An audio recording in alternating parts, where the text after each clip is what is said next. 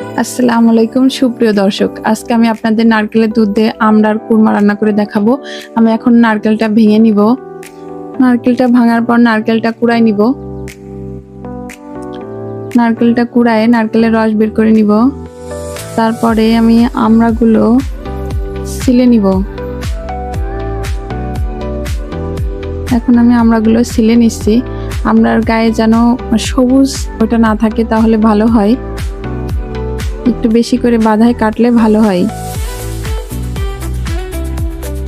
এবার আমি এর ভিতরে কাঁচাই দিচ্ছি, যাতে এটার ভিতরে ভালো করে রস ঢোকে এবং মশলাগুলো ভালো করে ঢোকে। এখন আমি মশলা করে নিব।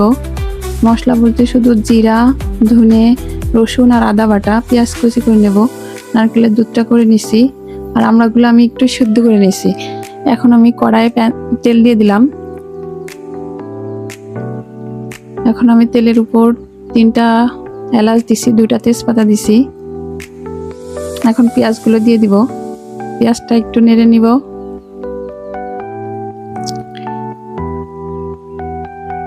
পেঁয়াজটা একটু নেড়ে এর ভিতরে মশলা দিয়ে মশলাটা কষায় নিব। এটা কিন্তু যশোর জেলার আঞ্চলিক খাবার। এটা যশোর জেলার লোক অনেক পছন্দ করে। এখন আমি মশলাগুলো অ্যাড করলাম। ভালো করে নেড়ে নিচ্ছি। এর ভিতরে আমি একটু হালকা হলুদ আর খুবই হালকা মরিচের গুঁড়া দিব, লবণ দিয়ে দিছি।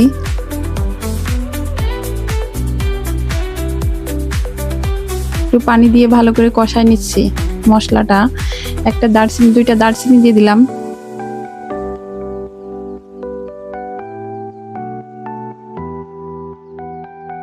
যেহেতু নারকেলের দুধ দিব, এই জন্য তেলটা কম দিছি।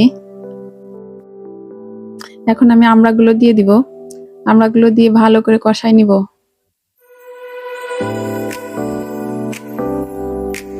আর একটু নারকেলের দুধ দিয়ে কষায় নিচ্ছি, আর বাকিটা রেখে দেব, পরে দিব আবার।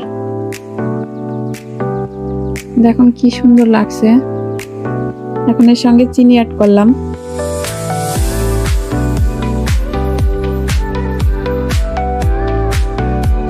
চিনি দিয়ে ভালো করে নেড়ে নিব।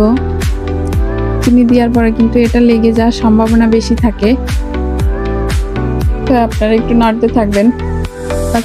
দুধটুকু দিয়ে দিলাম। দিয়ে আমি এটা ঢেকে দেব। কিছুক্ষণ পরে আবার ফিরে আসলাম। এখন দেখেন কি সুন্দর লাগছে। এরপরে কিন্তু এটাকে আবার বাগার দিতে হবে। অনেক জায়গায় বাগার বলে, তেলে বলে, বা ফোড়ন বলে, যেটাই বলেন দিতে হবে। এখন আমি এটা ফোড়ন দেব।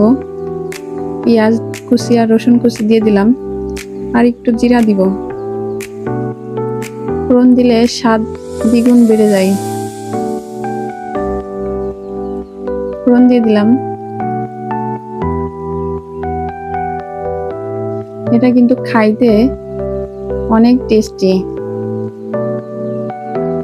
দেখেন কি মজাদার হয়েছে, সুস্বাদু।